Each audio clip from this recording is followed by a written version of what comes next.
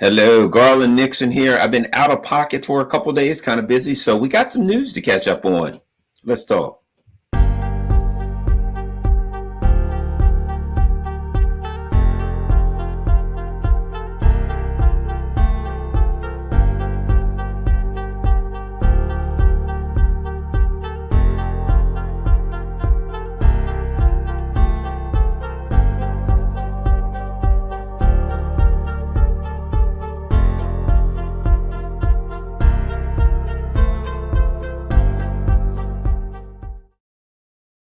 Hello, Garland here, and been kind of busy, been out of pocket a bit. So let's get started on some odds and ends in the news. First of all, let's start here with the myriad of charges against Trump. Believe it or not, I think that there is now my position on the Trump charges is quite simple. And that is that I believe that it is not equal treatment under the law, that whether it's Trump, whether it's me, whether it's my best friend or my worst enemy being charged with a crime is irrelevant to me. I just believe in justice. And I tend always, it is my nature to err on behalf of the plaintiff, of the defendant. So, I'm always going to be looking out for the defense. And in this instance, look, let's face it, if a person does a crime, they got to do the time, blah, blah, blah, stuff, things of that nature. You rob a store, whatever, you bop somebody over the head with an old bowling trophy. Hey, it is what it is. You pay the price. But in this instance, I don't think it's just. I believe this is simply lawfare. A number of reasons to say that. I'll do a quick and easy one. In New York State, there was a woman who wanted to sue Donald Trump, and but she couldn't because the allegations that she had against him were past the statute of limitations. So the legislature of New York literally changed the law so that one person could go after one person. So this woman could go after Donald Trump. And as soon as the law changed at midnight, she went over there as the first opportunity she got, as soon as she could, and filed the lawsuit against Trump. New York State literally changed the law just so someone could go after Donald Trump. That's an indication that there is a plot afoot to take out Donald Trump. I just don't think that's right. And particularly in light of the fact that other people, look at the Biden, we now have all kind of IRS whistleblowers saying that Biden, was, his people were acting to shield his son. I think it's a bad situation going on in the United States. And it shows that this thing is spiraling out of control. It's on a downward trend. But all that being said, let's talk about this. How does Garland think that Trump could walk pretty easily? Not necessarily really easily, but I think pretty easily. And that is that the kind of foundation of this case, there's a discussion about First Amendment rights. Why? Because Donald Trump made some statements, and those statements are being used as evidence of a crime, right? So they're saying the First Amendment statement and here's the important part. They're saying that Donald Trump made statements that he knew to be false. So he lied intentionally so that that was in furtherance of another crime, right? So yes, the speech was protected. Now, it is kind of down a rabbit hole that kind of, to me, still doesn't make sense. I still think this is an assault on the First Amendment. But what they're saying is, Donald Trump made some statements, and the statements themselves are protected in free speech. But since he used those statements to commit a crime, then it all turns into one crime. It's kind of murky, but let me throw the monkey wrench into this thing and tell you where the problem, I think. And if I'm Donald Trump's team, this is the first place I go. One of the first places, but I think this is a big one. Part of the discussion is that Donald Trump knew he was lying. He knew he was lying. Donald Trump knew that when he claimed that the election was stolen, that he knew the election was stolen. Therefore, he intentionally lied so that he could do some other things to try to so that he could do some other things to try to deprive the voters of their constitutional right to vote. Right. So that's what it was. He was depriving their voters of the voters of their constitutional right to vote. So he intentionally lied, knowing that the there was nothing wrong with the election, that there was no reason to imply that there was a constitutional issue at hand with the election, that it was not a sound, constitutionally sound election, right? And why is it important to argue that Donald Trump knew he was lying? Because there's a term often in court, it's mens rea, right? Criminal intent, a criminal state of mind.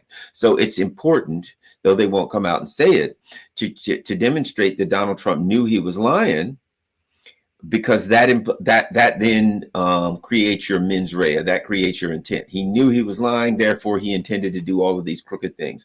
If Donald Trump thought that he was telling the truth, it kind of makes it hard to argue that he was trying to steal the election that he knew was a valid election, when in fact his team just argues he thought that the election was illegal and he was doing what he could to try to recover what he thought was an illegal election. So it is important that they establish that Donald Trump knew, and they're going to do a lot of work to establish that he knew that he was lying, that he knew that the election was constitutionally sound.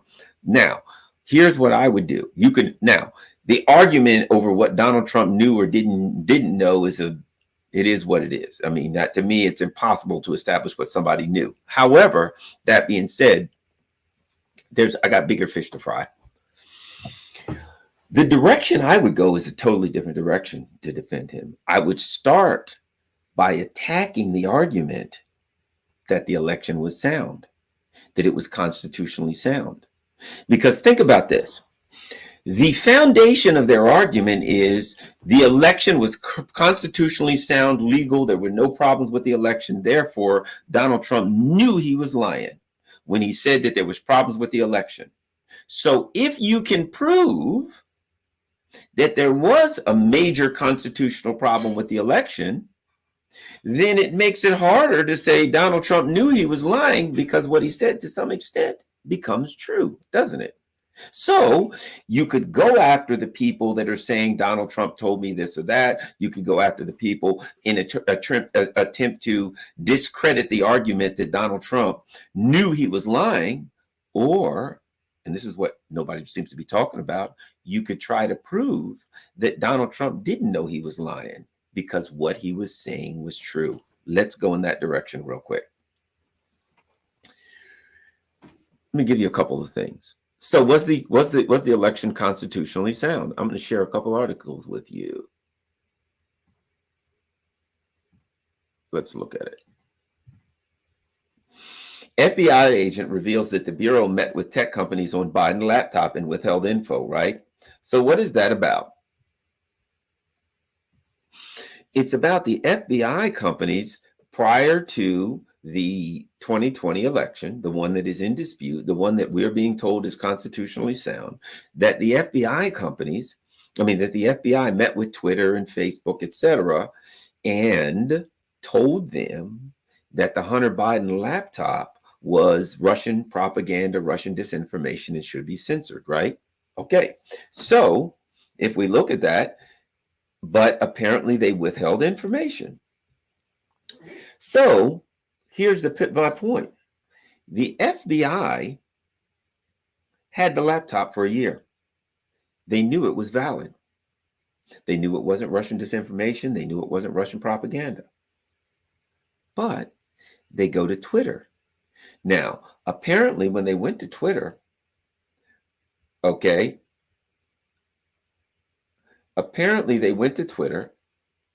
during its meeting with Twitter early in the day, one FBI agent confirmed to the company that the laptop was real. So they went to Twitter and they said, yeah, it's there. But here's the thing about it. But they wanted Twitter to censor it anyway. They said, yep, it's real. It is not Russian propaganda, Twitter, but we want you to censor it anyway. That's starting there. They knew it was real, but they wanted it censored anyway. That doesn't, weeks before the election, and that's not Russian. And that's not election interference. That now I'm going to make my argument. It is election interference. So when Donald Trump says that the election wasn't constitutionally sound, and we find out that the FBI worked to censor the laptop information from the voters, knowing that it was valid information, they did that intentionally to interfere with the election But it gets worse. We'll go to the next part. The FBI held emergency deliberations to decide how to answer the question ahead of the meeting with Facebook, but they had a meeting with Facebook next, with one FBI employee ordering that the agency respond with no comment moving forward, the statement said. The FBI provided such a response to Facebook when they asked about the laptops and thoughts and authenticity. So this is from a congressional discussion.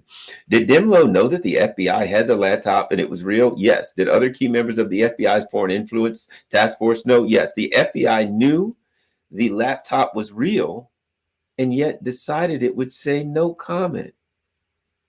Twitter and Facebook then censored the Hunter Biden laptop story. The Biden administration secretly set in motion the events that led 51 former U.S. intelligence agents to claim the story was disinformation. So here's what we got. Here's what we got there. The FBI went to Facebook and said, hey, man, we want you to Twitter. We want you to censor this laptop. Twitter said, is it real? Yeah, it is, but we want you to censor it anyway. Twitter censored it. That's election interference. But they then went to Facebook. And when Facebook said, hey, man, is that laptop real? They said no comment, but they knew it was real. They said no comment on whether or not it's real. They decided from now on, we're not going to tell people that it's real, even though we know it is because we have it. We're going to say no comment. And we want it censored anyway. So the FBI went to the social media companies. Some they lied to and said, or excuse me, it's called a lie by omission. You can lie by commission or lie by omission. They simply went to some of them and said, it's real, but we want you to censor it. And the question would have to be why, for any other reason other than to, can we come up with any other reason other to mess with the, to interfere with the election to make sure that the voters don't see it. But they went to other social media companies and decided when they ask us, we're not even going to tell them it's real. We're just going to say no comment. That's election interference.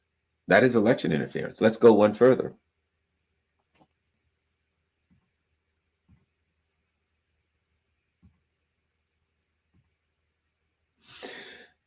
CIA, a House panel says the CIA conspired with Biden's team to blame Russia for the Hunter laptop story, right? Evidence suggests that senior Biden campaign officials, including Antony Blinken, now Deputy Press Secretary Andrew Bates, and now Counselor President Steve Ricchetti, took active measures to discredit the allegations about Hunter Biden by exploiting the national security credentials of former intelligence agencies, right? So basically, the committee, through its investigations, found that Blinken, then a senior Biden campaign advisor, was the impetus of a public letter in which 51 former intelligence officials stated that a story in the New York Post about Hunter Biden's laptop had all the classic earmarks of a Russian information operation.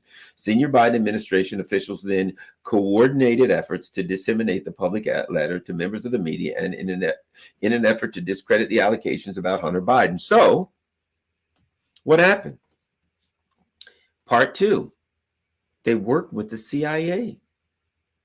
The Biden team, including Blinken and others, contacted people at the CIA, contacted other people, and worked with them to cook up a letter that said the laptop has all the earmarks of Russian disinformation, but they knew it wasn't Russian disinformation because they had it. So again, they lied. Now, there's another, I'm not going to search it out. There are other articles that showed, there's one particular that shows that 17% of the people that voted for Biden said had they known about the Hunter Biden situation, it would have affected their vote. Would he win by like less than 1% in Georgia and Arizona? So what I would argue, I think what the Trump team should argue, what is valid for them to argue is, you're saying that Donald Trump made the claim that the 2020 investigation was constitutionally not sound, that he was robbed, that he was stolen, that it was invalid, that there was election interference. That's what you're saying, that Donald Trump said that, and when he said it, he was lying and he knew that it was untrue. But I would then present this information and say, wait a minute. The fact of the matter was this. There was. I'm going to argue to the court that the FBI knowingly, with malice and aforethought, misled the social media companies, that the FBI knowingly worked to censor information that they knew was true that would affect the election, and that the polls afterwards that showed that 17% of the people that voted for Biden said it would have affected their vote. We know that they acted to affect the election, and the polls show that their actions actually affected the outcome of the elections. And Tony Blinken et al. Et alia is what it actually is, but Tony Blinken and his crooked crew also worked with the CIA and former intelligence officials to affect the outcome of the election by misinforming the public. Therefore, I'm going to argue there was election interference by the FBI, by Blinken, by the Biden people. It's clear that that was election interference. Therefore, Trump wasn't lying. And he had no reason to think that he was lying. He knew there was election interference. He may not have at that time known all that what it was. He may not have known that information at the time. But the fact of the matter was, he knew intuitively that there was election interference. Therefore, when he claimed that there was election interference, not only was he not lying, we now have evidence to support his claims. So how are you going to say the man lied, knowingly lying, when what he said was true? That would be my argument. And I think it's bulletproof. The issue in court now no longer becomes whether Donald Trump knew he was lying. It becomes whether or not what Donald Trump said when he alleged election interference was true. And now the case hinges on whether or not what the FBI did regarding the Hunter Biden laptop was election interference or not. Because if in fact it was election interference, and it was, then Donald Trump wasn't lying, was he? When he said that he was robbed, that the election was stolen, based on the Hunter Biden laptop story, it appears that it was to some extent. I'll put it like this. At least there's enough evidence of election interference from a government from influential government agencies and from the Biden team that his argument was plausible. It was credible. So how are you going to say that the man was lying when his argument that there was something crooked in the election is credible and plausible and there was significant support for it? So I think that you make that argument. Now, somebody says the judge ain't listening. You don't make that argument for that. You don't make an argument just because of the judge, because I would move to get that judge tossed anyway. You make that argument because you make all the best arguments you can for appeal. I would move to get that judge got rid of for a number of reasons. But I think this is the one where you could file a motion and have a chance of getting that judge out of here. And I don't know if anybody's saying it, but I think it's blatantly obvious. That being, that judge worked with a law firm that represented Hunter Biden. Now, when I start arguing that the Hunter Biden laptop story is material to this case, and this judge worked on a law firm that represented Hunter Biden, at that point, the judge has to recuse herself. It is difficult. At that point, I got to request that this judge is replaced with another judge. That this judge recuses herself, because I'm going to see, that's the beauty of adding that argument in that, number one, it's a solid argument. But number two, as soon as you add the Hunter Biden argument and make that central to your case, you now say this judge has to recuse herself because she worked for a law firm that represented Hunter Biden. I don't know what the Trump team is doing, but I'll just say this: that's worth pursuing. That's worth pursuing. All right, let's move on. There's lots going on. Let me find it. Here's our next one, because I've been off. We're hitting the news, so we're going to bang into the next one quickly. Well, wiggity, well. Politico has an interesting article. Ukraine's plan if Russia assassinates Zelensky. And see, here's the thing people are saying. She won't recuse herself. That you got to understand something. Let me say this. There are two things you've got a case there to try, but if you lose, you want a number of grounds on which to go to an appellate court. You just say to yourself, I'm planning on this case going to the Supreme Court. Therefore, you make these arguments, for the judge, but if the judge doesn't take them, you go all the way to the Supreme Court. And you're going to go to the Supreme Court and say, the foundation of my case had to do with the Hunter Biden laptop and the Hunter Biden story and Hunter Biden criminal activity. And the judge herself worked for a law firm that represented Hunter Biden. And she didn't recuse herself. I moved that this trial be thrown out because the judge refused to accuse herself. So it doesn't matter whether she does it. It doesn't matter what she does. You're constantly always setting up your grounds for appeal. That's where in there you're setting up your grounds for appeal. Asking the judge to recuse herself, you're going to now go to an appellate court, go to the Supreme Court and say this has to be thrown out. But the bottom line is, they have to prove that Donald Trump lied and he knew he was lying. But he said that the court, that there was, he was robbed, basically. He just said he was robbed. That basically he was arguing that the election was not constitutionally sound. And if I can prove, at least to some extent, that the FBI and the Biden administration was involved in activity that was illegally working to undermine the constitutional integrity of the election, which clearly they were, I got a strong argument for that judge, whether she throws it out or not. But when it starts going up the line to the appellate court, it's going to get tougher. It's going to get tougher for them to defend that. All right, so let's keep going. Let's go back. Oh, Zelensky. Ukraine's plan if Russia assassinates Zelensky. Now, what's interesting about this article is this. Then I think you know where I'm going. So this guy writes this, right? But when you read this article, they go on to say, let me find it. Given the stakes, it is little wonder Ukrainian officials tend to brush off requests to discuss what would happen were Russia to succeed in rubbing them out, or they decline to go on record, right? Yet, despite the reluctance, blah, blah, blah, there's a plan in place, right? According to interviews with Ukrainian officials, oh yeah, like they don't work for the Biden, like they actually have some say. The Ukrainians have plans in place, and I'm not going to talk about or get into any details to make sure there is what we would call continuity of government, one way or the other, right? And so they go into the line of succession, who would be in charge. And they say there's a strong leadership team, and I think we would see collective government. Think about what the hell we're talking about now.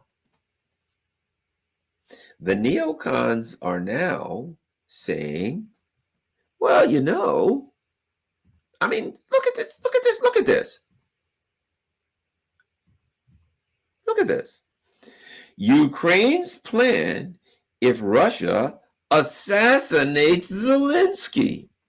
Now, maybe I'm an overly suspicious guy, but I'll put it like this.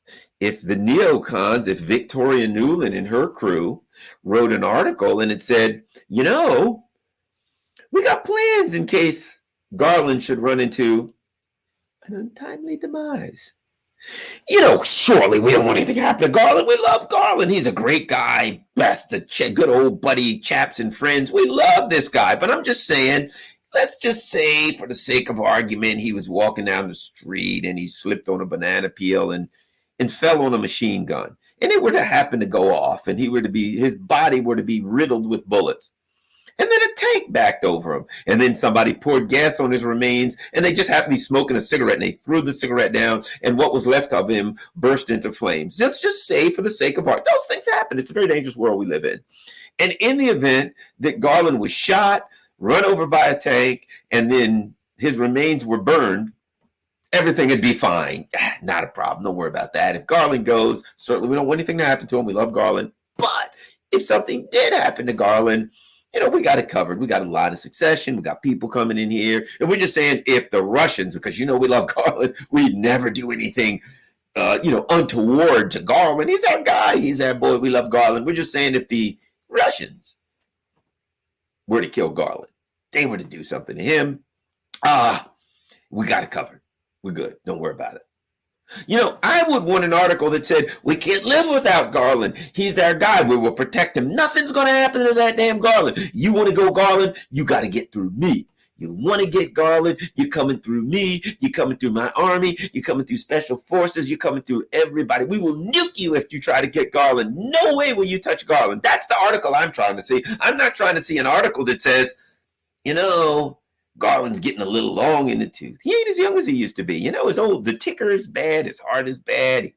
People are having strokes. He kind of, sometimes when he walks, he stumbles a little bit. You could slip on something. He could be cleaning his gun and it could go off. We love Garland. But I'm just saying, any given day, maybe today, maybe tomorrow, maybe next Wednesday at 6 p.m., whatever, something really bad could happen. And then, unfortunately for Garland and all of us, because we love him so much, he would go on to meet his dear and fluffy maker. But if that happens, man, we're good, yo. Son, we got it, man. We're all over it. If I'm Zelensky, you think Zelensky's... If I'm Zelensky and I see that, I'm asking questions. I'm like, hey, Victoria Nuland. Hello, Victoria. And you get, I'm sorry, you've been blocked from the number you were calling. Well, I know. Maybe I'll call Jake Sullivan. And he dials up Jake. Hey, Jake, hello? I'm sorry, you've been blocked from the number you're calling. I'm sorry, you can't call him. You can't email him. You can't send him a text. You, sir, have been pushed out of the circle of influence. And from the looks of that political, when they start writing articles that talk about your death, think about that. These are the neocons. These are the people that will go into a country, kill 1 million people, and go home and drink a cup of tea. These are the people that are talking about nuclear war. They're literally wiping out the European. Well, you got to give the Europeans credit for helping them, but they're wiping out the European economy. The Europeans are screwed for the next 3 centuries. The Europeans are screwed beyond belief. They have no idea how bad they're screwed. Oh, but they'll find out. But the neocons are just screwing them to know not what. They've massacred people in the Middle East. Death to them is nothing but a Tuesday morning. How many people did I kill on a Tuesday morning? That's the neocons. And they're writing a letter. If you're watching this thing, Volodymyr Zelensky, they're writing a letter that basically, one of their chumps is writing an article in Politico that says, if something happened to you, everything would be fine. So here's my point. I don't think I have to make it, but I will anyway. I think everybody gets it. He's done. He's done. Zelensky is done. Let's see. Let me look at this.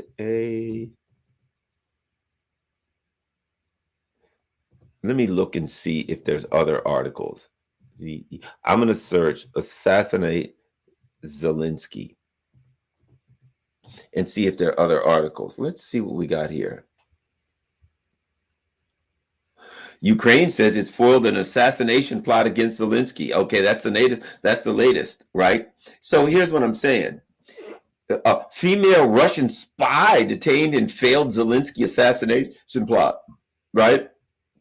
So Putin orders Wagner warlord to assassinate Zelensky and bring him his head in secret meeting. Look at this. Well, let's look at this one. Here's another one. Look at this.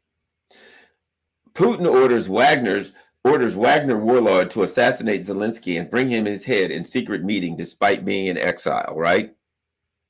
Come on, guys. I think we see the direction this is going, don't we? I think we see the direction it was going. Look, they told us that they were about to do this massive attack on the Russian lines. The Russians were going to fall. They got Leopard 1, 2s, and 3s. They got Challengers. They got MRAPs. They got you name it, right? They're going to go in there. They're going to give the Russians what for, why not, and don't do it again.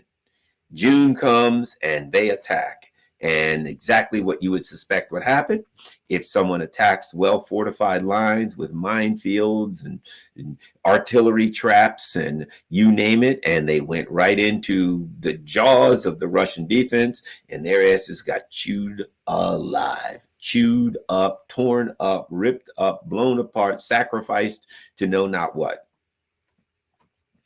And they had the Vilnius, so they bring Zelensky in here. They stick him in a janitor's uniform. He was probably serving drinks. What do you want to bet that at some point during that Vilnius summit, Zelensky was standing there and somebody walked over and handed him an empty glass? They like finished their drinks. Oh, this is delicious. Oh my gosh, Chablis. Oh, what a bouquet. And they walked by Zelensky and he was standing there and they said, here. And stuck it in his hand, and he looked at it like, what am I going to do with this? I don't care. You're the help. Get away from me. You're getting poor on me.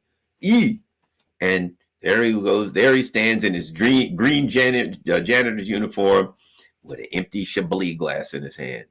He should have known then.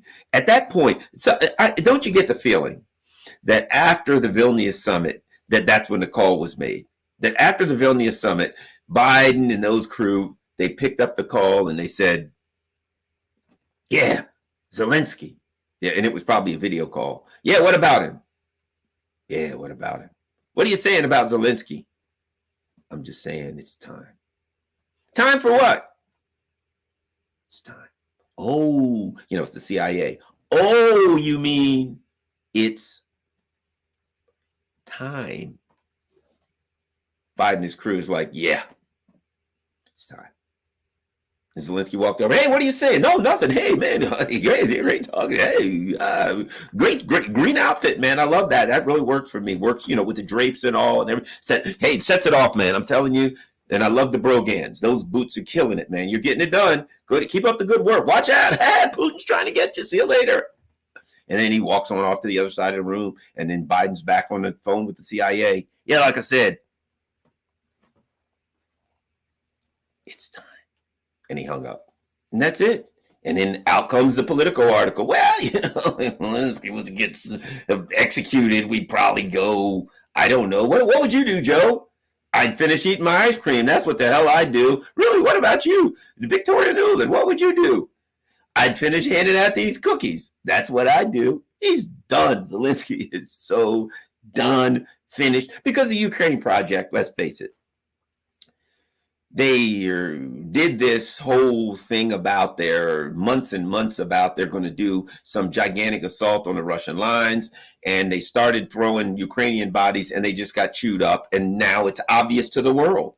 It's obvious to the world that all of that rhetoric about taking back the Donbass, going all the way to Crimea, doing all of that rhetoric was hollow. And it ain't happening now. And it ain't ever going to happen. And the whole world knows it. And the only thing that Biden can do is go do a press conference and say, Putin has already lost the war. I mean, it sounds great, but the whole world is sitting there saying, man, the Russians are kind of looking good right now. They kind of got the line stable.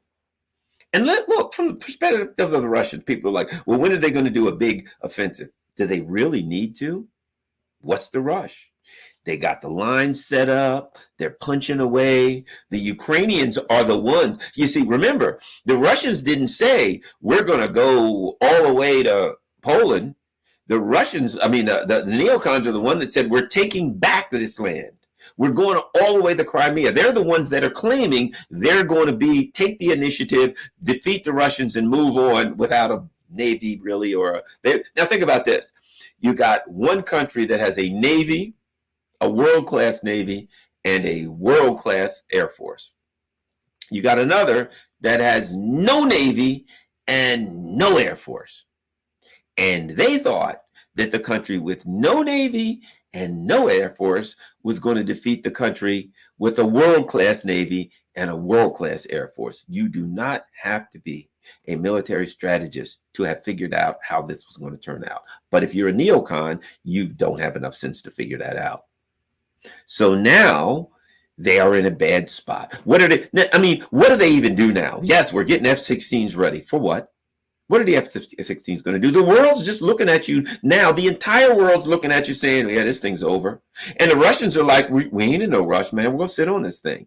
What are you going to do? Send some more people across the line in some like lightly armored vehicles for us to blow to hell? Keep going, keep it up. No rush. The Russians don't have to do anything. They've taken most of what they want to take. There's some other areas they want to take, but they know we'll just keep punching and this thing's going to collapse. And how much longer can these people support this disastrous losing effort? So the Russians are kind of chilled. They're doing their thing and they're just punching away. And the Russians already know at some point they're going to run out of stuff. They're going to run out of gear. So my point being, I'd say this again, this war is effectively over in the same way that if you're playing a game if you're playing chess, a match, and you both recognize that in 3 moves it's checkmate, that game's over. Turn the board over. It's over. So you just wipe everything off the board and start again. This is over. Everybody knows the direction it goes. Now, let's move on because there's some things going on that ain't looking good for the neocons. See, the other part is this. I've told people I played basketball in high school, played basketball community college, played basketball in leagues for years and years and years. And you know what I know? And you people out there that played other sports, rugby, soccer, whatever, you all know this. If you played sports, group sports, here's what you know. When you see the other team arguing amongst themselves, you know you're going to win. Because they don't no longer play as a team. Let's take a look at this. Zelensky advisor cast doubt on future relationship with Poland, right? The senior official made the remarks during a live appearance. The existing friendship between Poland and Ukraine will not last forever. Today, Poland is the most close partner and the most close friend for us, and basically it will remain as such until the end of the war. After the hostilities end, the 2 countries will be competing with each other. He added, struggling to control these or those markets, consumer markets, and so on. So we know the history, and the history is that the same Banderites, the same Nazis that are running Ukraine now were the same ones that slaughtered a bunch of Poles. So would anyone be shocked that these guys come out? What do you think of the Poles? As long as they can give us stuff, feed the people who've left our country, the refugees, and take care of them, feed, clothe, and put roofs over the heads of the refugees, keep giving us money, keep giving us stuff, we're all right with that. After that, they can kiss my you-know-what. That's the way they say about the Poles. As long as they can do something for us, they're fine. But after that, we're done with them, right? Meanwhile, as a result, let's look at this. Poland fumes over Zelensky's aides friendship won't last remark, right? Public figures in Poland have voiced frustration over comments made by the top aide to Ukrainian President Vladimir Zelensky, who predicted that the friendship between the 2 nations would only last, right? In response, Poland Member of Parliament Jackson Wolski tweeted on Saturday, "Thank you for being honest," right? Listen to this. Janice Cohen-Mike, a far-right lawmaker, claimed that Poland has objectively conflicting interests with Ukraine. I repeat tirelessly. Listen to this. Listen, this is Poland, right? I repeat tirelessly, there will be a war with Ukraine, and it would be good if Russia did not support it, he wrote, noting in separate posts that the conflict will start with a trade war. So,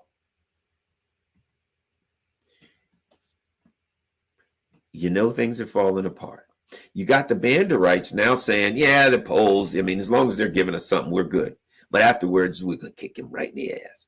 And you got the Poles now saying, we support Ukraine because they're standing up against the Russians and yay, they're our brethrens. Yeah, but when this thing's over, we're going to war with these sons of bitches. Every last one of them will slash their throats and kill them. We hate their guts. We're going to kill them. So, as Ukraine is getting mangled by the Russians, they're saying we hate the Poles because they're racist bastards, and they slaughtered the Poles in the look, the Poles don't have to wonder if the Ukrainians hate them. They killed 100,000 Poles. That is what they call in the legal field the prima facie evidence. On its face, that evidence says they don't like you because they slaughtered 100,000 like you. I'm just throwing that out there. If somebody killed 100,000 people named Garland, I would think that I might be 100,001. So now the Poles are like, yeah, the darn Ukrainians, you wait till the Russians. They're like, we can't wait for this war to be over. Why? So you can support Ukraine? No, so we can go to war with Ukraine. We can't wait for the Russians, soften us up for them. We're going to punch the hell out of these sons of bitches. But just as soon as the Russians get finished, because we've got to support the Ukrainians against the Russians, got to arm the Ukrainians. which means they're going to use the same things that you're arming them with to shoot back at you, you freaking idiots. But okay. All right. So that's where we are. This thing is coming unglued. Let's go one further. Let's look at the next one. Germany accused of wanting regime change in Poland. A leading German politician has called Poland's ruling party an enemy. Right? Listen to this.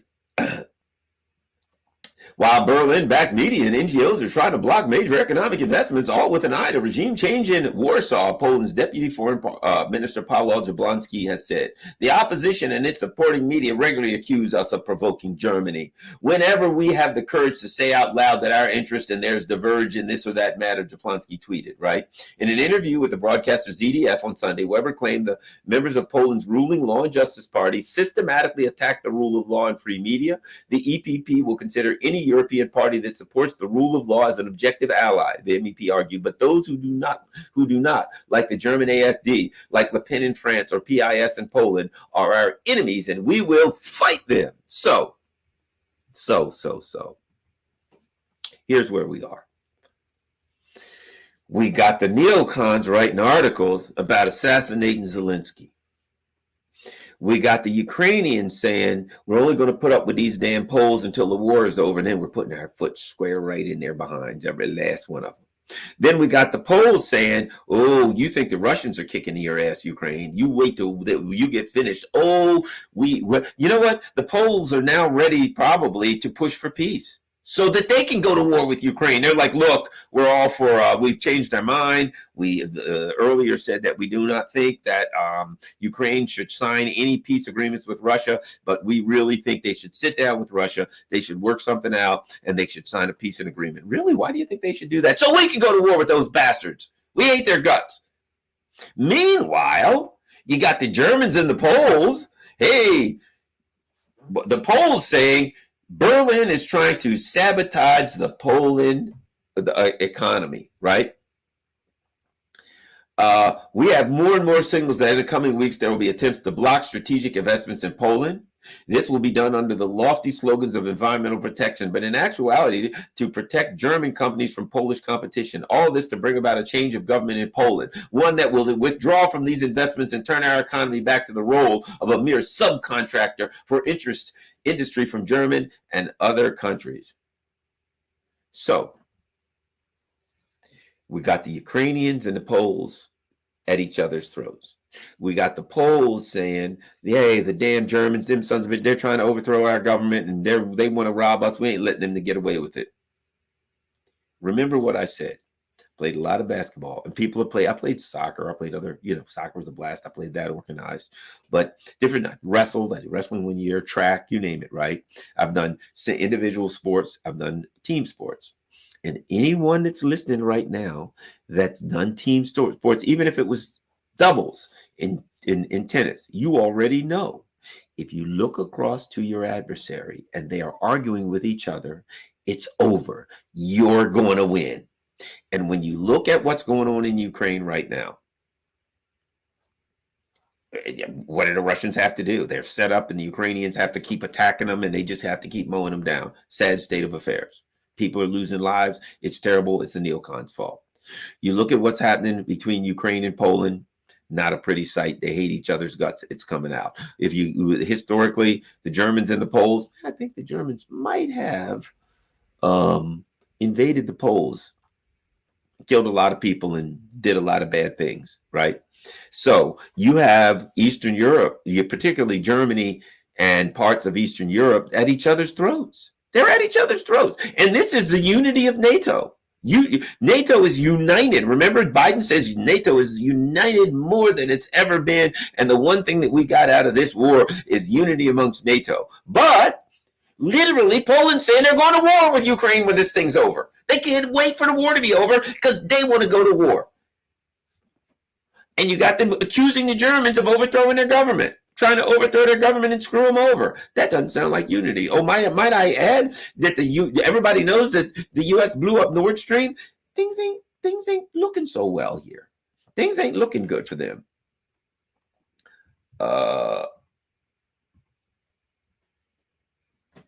And let me see. So that's the bottom line. And so what's going on now with the neocons? Here's the way you can tell, that they ain't thrilled about Ukraine. They're looking in Africa. We got to deal with Africa. There's things going on in Africa, right? The Biden team, they're sending soldiers to Iran now. We want to into the Middle East. We may have to go to war with Iran, and we may have to deal with Iran. They're sending ships to North Korea. They're doing stuff in. Now they're sending more missiles, more weapons to Taiwan. They're starting to look elsewhere. They're getting bored with Ukraine. And they're looking for a way out. And I think two things are bound to happen. Number one, based on that article, I think Zelensky could be the patsy. If something happens to him, then they could say, well, Zelensky's gone and we've got a new group of people in charge. And these people, they just want to get this thing over with. So they're going to go talk to Russia and say, you keep what you got and we'll be neutral and we'll walk away. Now, the neocons can't really do that because that means that they're done. But I think they're looking for an off ramp some kind of way. And right now, it ain't there for them. The only off ramp they have is one of ultimate humiliation and the end of the neocon project. That's the problem they have. To lose in Ukraine, which is too late, they've already lost, technically, is the end of the neocon project. Now, what the other part that's showing is demonstrating the end of the neocon project is what's happening in Africa. Now, you've got all the French colonies saying, we're sick and tired of you bastards robbing us blind. And you're using AFRICOM in the U.S. to do it. So now France and the U.S. has to decide, do they want to go fight all of half the countries in West Africa? Algeria, very wealthy country. They sell a lot of gas and energy. They got a powerful military. They're very closely aligned with the Russians. And might I add, they got a little bit of a history with France and genocides and things of that nature. So they probably wouldn't be all that mad to get their chance to put some bullets in a couple of Frenchmen if it was really up to them. They'd probably be sitting over there like, oh, we got you now, you beret wearing bastards. Bam! Right between the friggin' running lights if they got a chance. I'm just thinking Algeria has some history. They want to, as Snoop Dogg would say, they might want some get backs. Okay. So Africa is a real problem because France is going to be a very poor country if they can't rob Africa. And the neocons are looking in Africa, and that just fell apart. They went over there. They said, well, we'll just use Nigeria. We will use Nigeria. Nigeria, you guys invade, go for it. And the president of Nigeria said, we'll do it. And he threw it to the legislature, and the legislature threw it back. They said, you got to be freaking kidding me. We ain't invade. What are you for these idiots? Not happening. So that has fallen apart. So now the neocons are in deep and serious trouble. And what they're trying to do here is to take Trump out. And I think Biden's next. I think Biden's a goner. Let me show you another article if I am able to find it, which I am. Let me show you this. This is some info. Here we go. Let me show you a couple articles that you might find of great consequence. Remember the Democrats saying, oh, no, nobody's allowed to run against Biden. Nobody's allowed, and we're just going to put him in. But look at this article. Gavin Newsom looks like he's running for president. The Sacramento Bee, the hometown paper of California State Capitol, has a new piece openly questioning whether their government will run for president. Newsom's name has been getting tossed around as presidential candidate for a long time, right? And look at this one. Here's another one you might want to see. Ooh, give me a second here. Here's another one. Ron DeSantis accepts Gavin Newsom's challenge to debate on Fox News. The California governor had taunted his Florida counterpart for months. Now, with his presidential campaign struggling, Mr. DeSantis agreed to a debate hosted. What the hell is Gavin Newsom doing? Debating somebody. He ain't running for president. Or is he? How about we do this? Gavin Newsom. I love to do this. What is it? New Hampshire? H-A. I thought I saw something.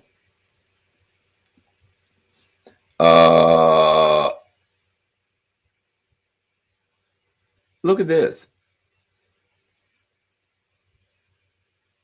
Here we go. Here we go. Well, what do you know? Jay Sertikowski. Newsom must take the New Hampshire on-ramp. Right? Well, what do you know? There's a New Hampshire on-ramp to the nomination. The president is weak by every metric, including abysmal national polling numbers and a robust majority of even Democrats opposed to him running again. The DNC is hiding the teetering president from debates, an echo of its egregious manipulation of the race in 2016, blah, blah, blah, right? Imagine if a more mainstream candidate mounts a challenge. The polls would instantly scramble. Someone fresh and new and young could inspire in the way Barack Obama did. It would be less a vote against Donald Trump and vote for a new leadership, right? So, a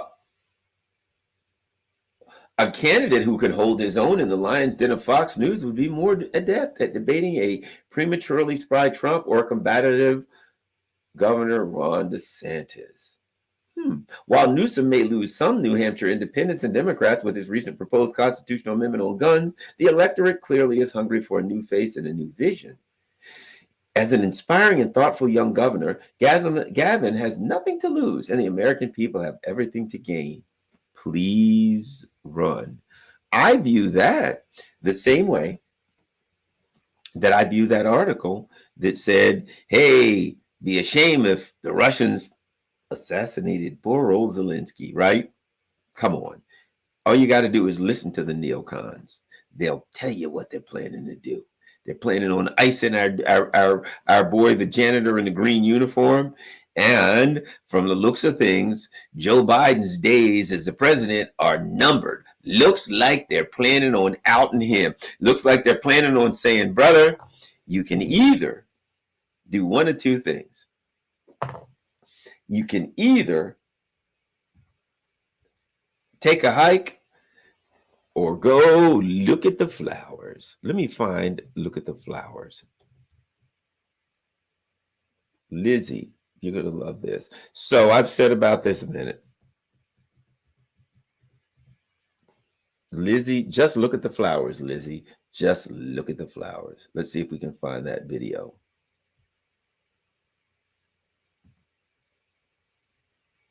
Yes, The Walking Dead. Here's a scene from The Walking Dead. So, in case you never saw that, poor old Lizzie. Oh, poor old Lizzie. She was in a zombie apocalypse, and Lizzie was doing things that was not good. She was doing things that would get everybody found out. She was doing crazy stuff. Apparently she was mentally ill, but when you're in a zombie apocalypse and a mentally ill person is making noise and thinks they can be friends with the zombies and they start putting everybody's life at risk, comes a time they need to look at the flowers. Let's see what happened here. You just look at the flowers, Lizzie.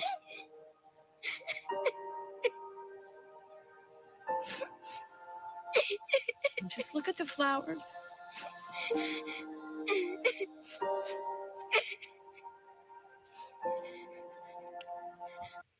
Well, I'm not going to take you to the obvious end of that, but I think you understood that in a zombie apocalypse where Lizzie was doing things that would quite likely threaten the lives of everybody in their little crew, and they took her out to look at the flowers, I think you know the direction this was going.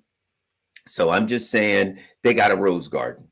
So with all of this talk of Gavin Newsom, I get a feeling that somebody, who knows who, is going to come to Joe Biden and they're going to say, brother, you can eat your ice cream and you can ride off into the sunset. And so can Hunter.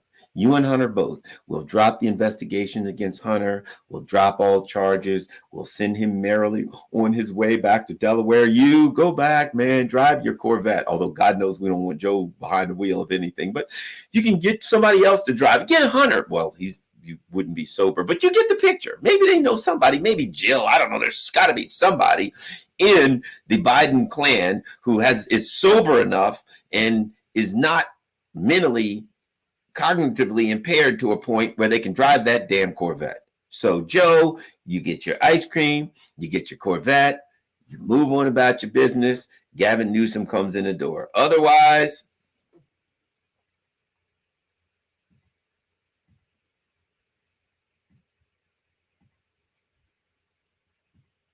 flowers, Lizzie.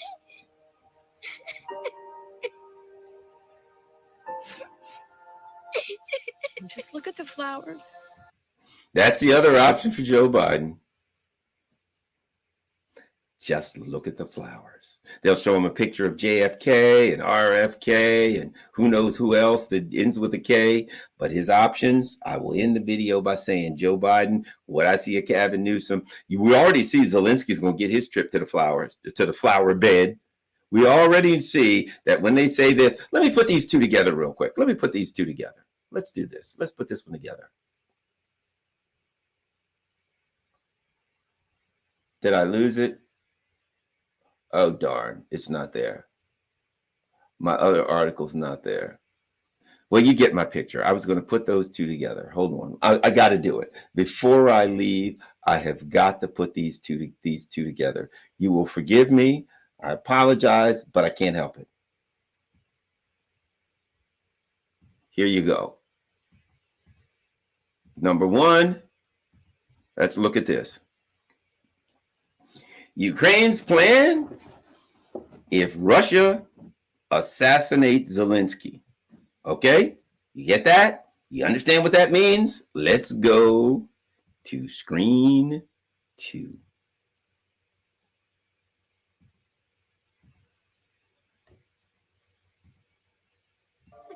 You just look at the flowers, Lizzie.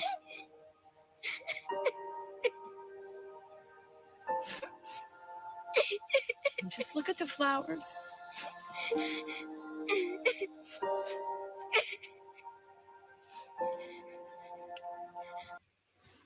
So I'm just saying they got flowers in Kiev. I would imagine they got some near Zelensky's palace.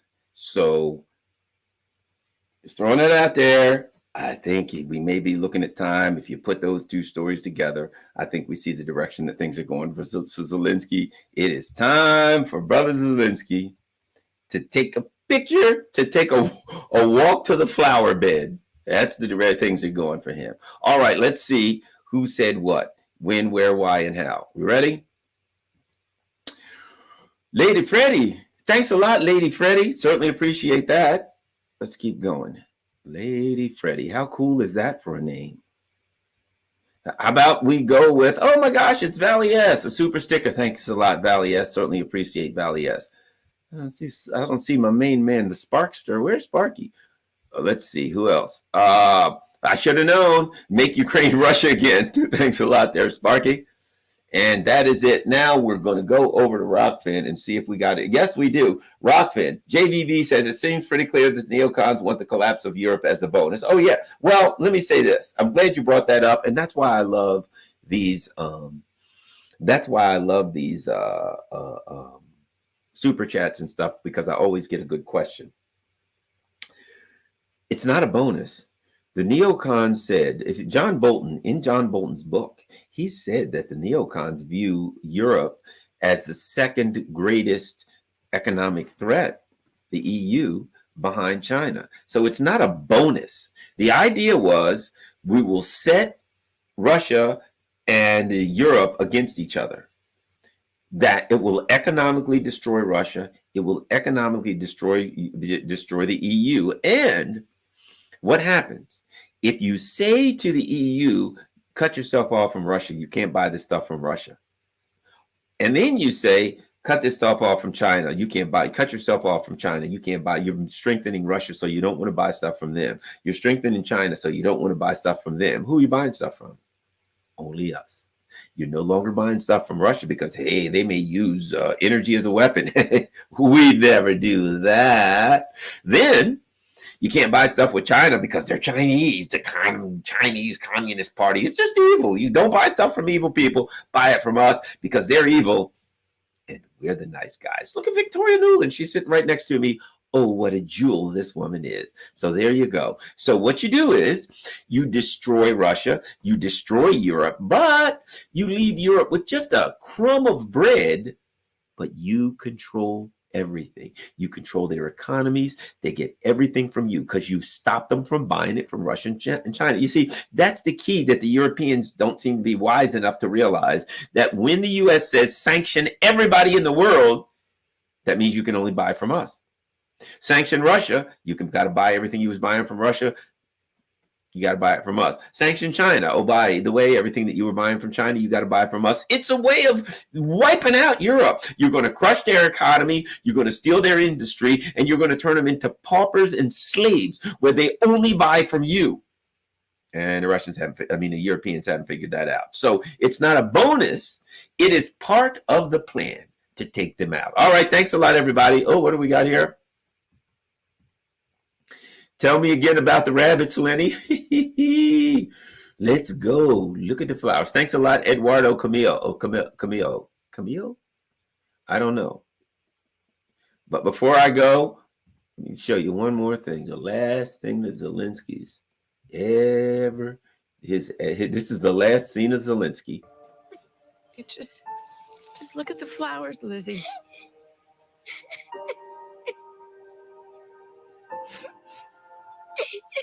Just look at the flowers.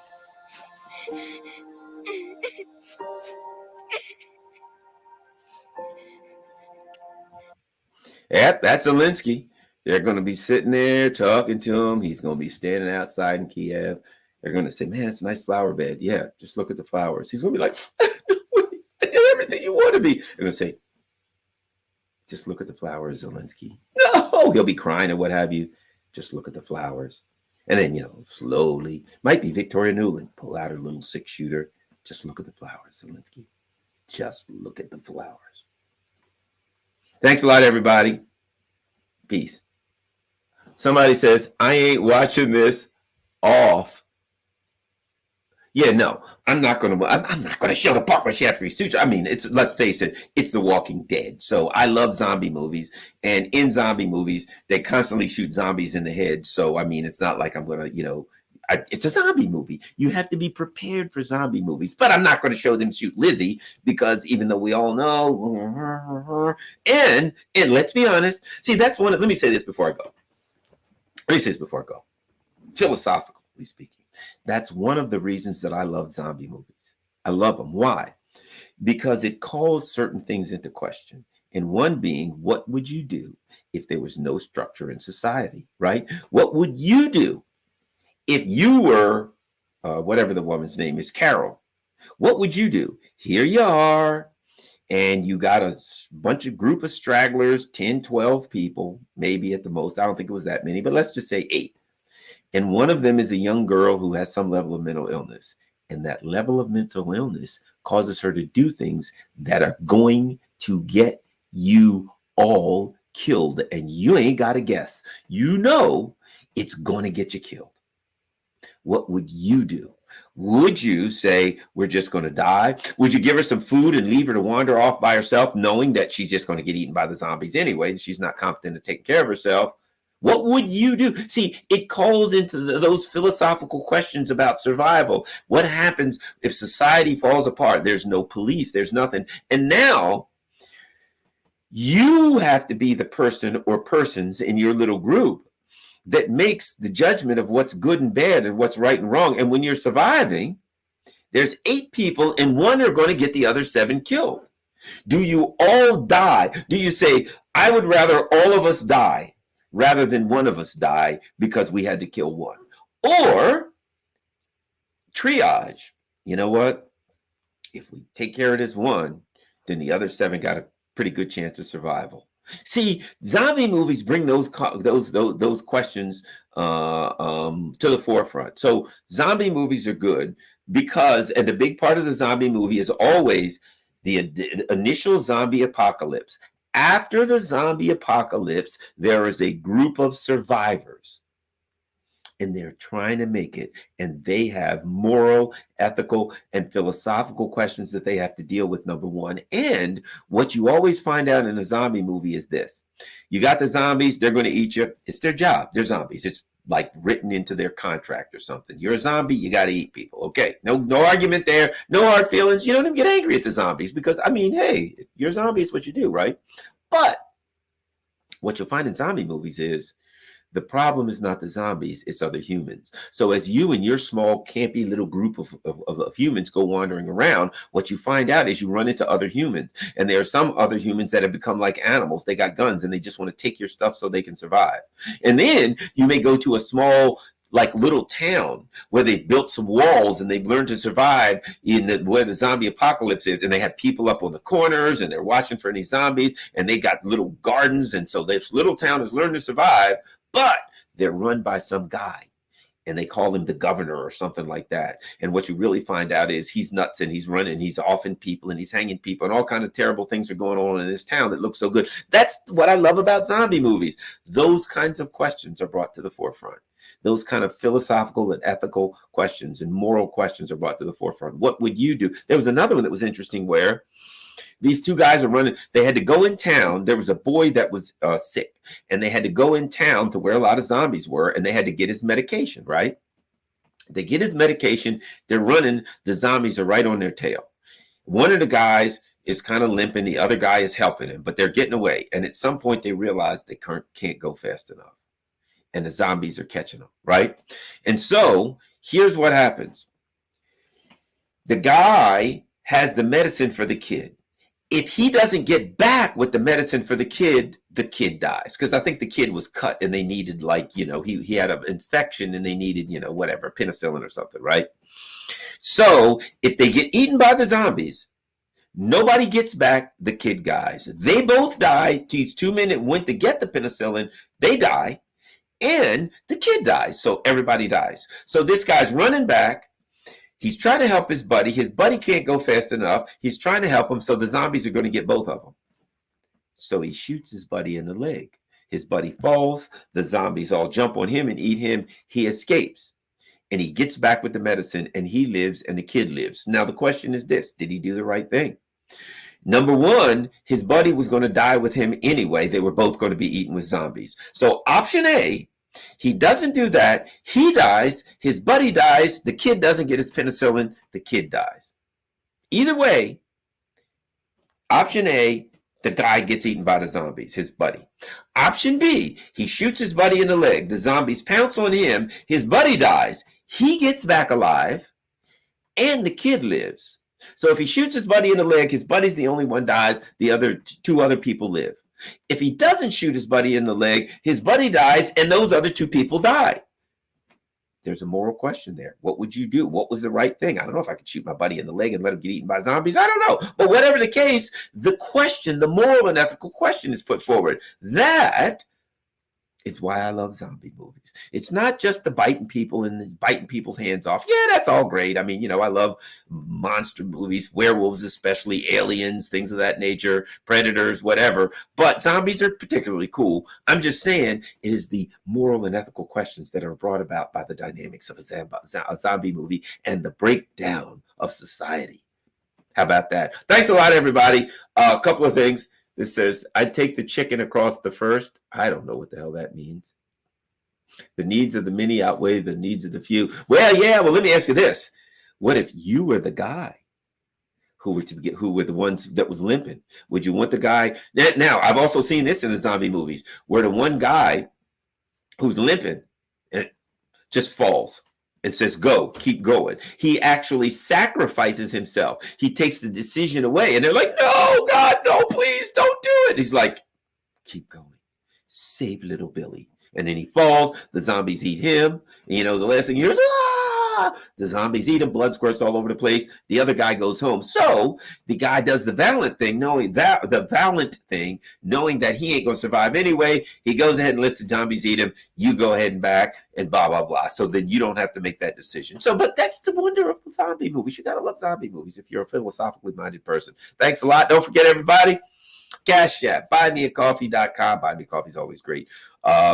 You name it, Patreon, any way that you can support the channel will be highly appreciated. And rockfin.com, ROKFIN.com/Garland Nixon. It is important to go over there. Free, costs nothing to be a member of Rockfin, and here's why. The last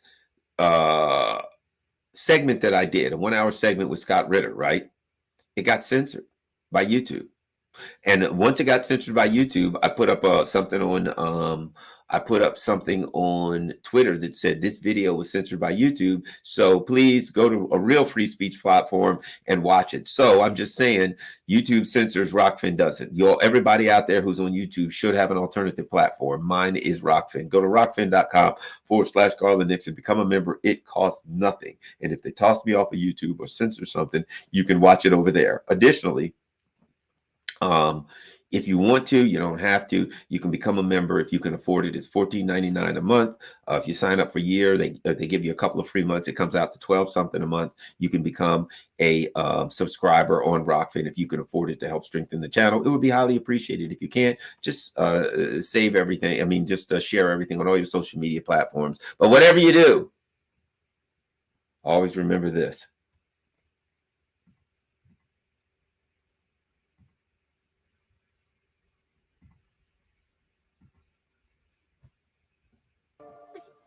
Just look at the flowers, Lizzie. Just remember, when it comes to old Zelensky, based on what we're seeing, could be time to go look at the flowers. Peace. I'm out.